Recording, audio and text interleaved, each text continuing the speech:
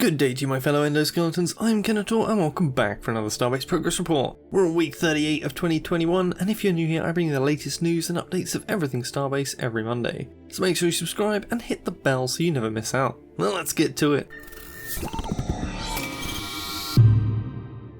This week I got to join an episode of the Algorab AM podcast, which was really cool. We talked about how I got started with my channel and lots of things Starbase. I'll chuck a link below if you want to go check it out. Thanks to iFlipTheSwitch and Monohive for having me on. Starbase only got a tiny hotfix last week, bringing in a few fixes to stations and issues buying ships and or transfers. But to make up for this small patch, we got some juicy updates from Larry this week and the report. So let's dive into these quotes. First up, Larry gives us an update to Endo looting.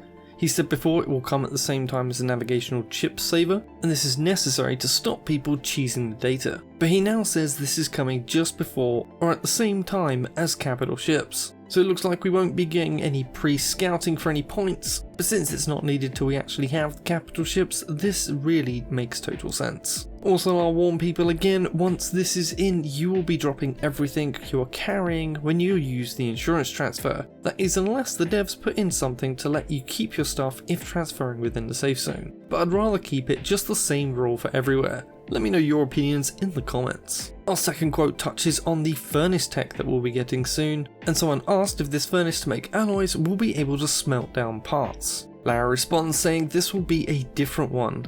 First ones only make alloys. Alloys can be crafted and factories will have automation support. This, along with the new bench that we saw a few weeks back, pretty much confirms that alloy making won't use furnaces in the sense that we have seen in the atmosphere video at all, and will just be another side tab in your crafting menu. A little boring in my opinion, but at least we're finally getting some alloys. The question now is how many different alloys, and will they have a research tree too? And how many will be selectable in the ship designer? Larry continues that physical smelting would work with salvage, but that is coming after the alloy furnaces. So while PvP players don't need any incentive to blow up ships, once we do get physical smelting, this could give the pirates a better way of earning money by melting down ships and parts. Not worth unbolting to just get the ores out of them. This would give them something else to do, or jobs for other companies hired to come and collect the scrap after a fight and split the profits from melting them down. A big question everyone had with the new blueprint filler tech is the support for cables and pipes, as ideally you want to have everything to be automatic in a factory, and having machines or people do these cables and pipes is impractical since sometimes these are in impossible locations only reachable within the editor. Larry says support for both pipes and cables is coming to this, and they are adding that next after the repair shop and in-world blueprint saving. Of course we will see testing for that on the PTU before the live branch, but up next for the PTU however, we'll bring fixes to station,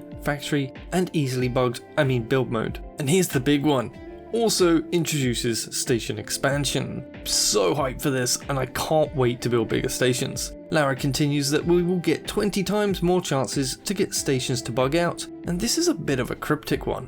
Why 20? That's not that big a number if you're trying to exaggerate for a point. Could this maybe be the max level of stations to start with? If so, this would give us up to 20 cubes of new space for our station instead of just the one. I'll be checking this ASAP in the PTU branch as soon as it hits. Another new feature coming is the ship detour, and Larry says when this comes, there will also be an automatic decommission timer for abandoned or lost ships. This too will greatly help salvage gameplay, so keep an eye on this channel for more information on the specifics as soon as I get them. Our last Larry quote comes out of a conversation around finding ships and the future of radiation tech. Larry says there will also be a close proximity sensor that will work regardless of radiation, 100% of the time, but it will be really short range like 5 kilometers and will give no direction. This could give miners a bit of notice should something come close, giving them time to get moving and not give the pirates a sitting target, and may increase the survival rate of miners out there, and stop giving pirates those free kills.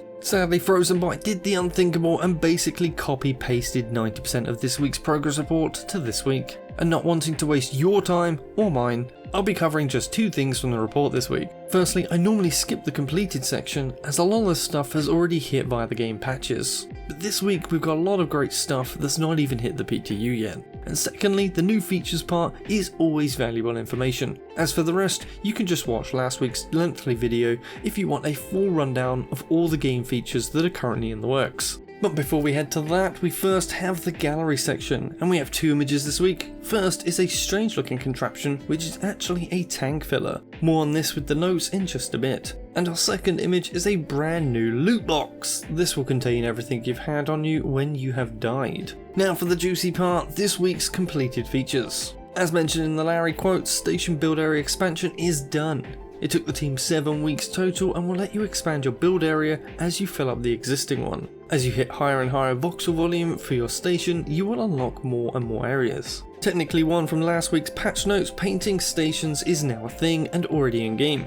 This comes with new effects for the tool as well, so finally a reason to research them. New ship shops! The devs have obviously had a lot of new submissions, as anyone who wants to share the design with the community can have it put in the shops for purchase. We'll be getting 3 more rando ship shops added to the Origin stations, and I can't wait to check all these new ships out soon. We have new reconstruction machine VFX is also done. The new icons and improvements to inventory are also done as well. But this is not inventory 2.0, but this is kind of part of the improvements made for it. This will finally give us a bar for resources in container items like fuel rods, which should make finding the full ones to put into your ships way easier. So thanks for that, Frozen Bite. A reticule was added to the grenade launcher and its animations were polished. Distinguished admin mail. It will now be super easy to see when you've received a mail message from the devs, meaning it will be much harder to try and spoof this, as some people have already tried to do, to come across as official in the past. No, this will get you banned, so don't even try it. Easy build mode UI improvements have also been completed. This should make this easy mode a bit easier to use and understand. Full parts list for ships, we saw this last week and has been needed for a while now. Great to see this coming to us very soon, now it's done. Deleting multiple copies of the same item.